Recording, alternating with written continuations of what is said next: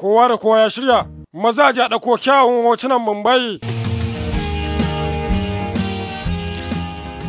Ban ga kana ɗaukar hotunan ba, ko baka da sha'awa?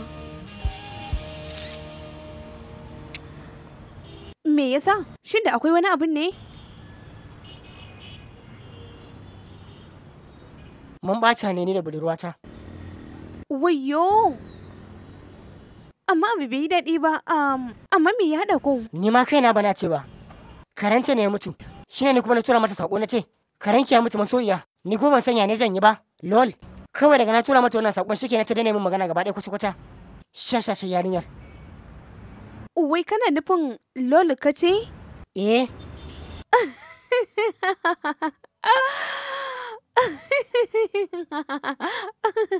Shin na yi abin dariya ne? Kaga yi haƙuri. Da Allah ya haƙuri bai kamata a ce na yi dariya ba, amma ka san abin da lol ɗin take nufi? Me kuwa abin da take nufi kawai shine lot of love. Ga Sharo, lol na nufin dariya cikin dariya. Oh, kai. Hakan na nufin kenan. Ta ɗauka ne mata dariya ne akan mutuwar karanta? Eh, ƙwarai haka take tunani. Saboda ka yanzu ka kira ta a waya ka bata haƙuri. Kai, na gode.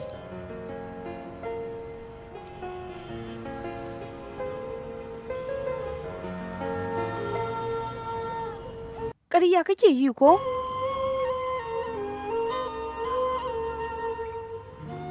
Haka ne.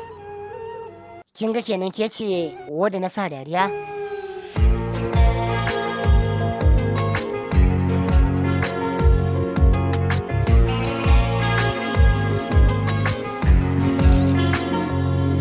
कभी आईने पे लिखा तुझे,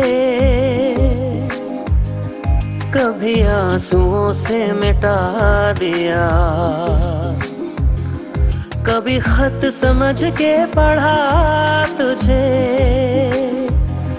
कभी डायरी में छुपा दिया।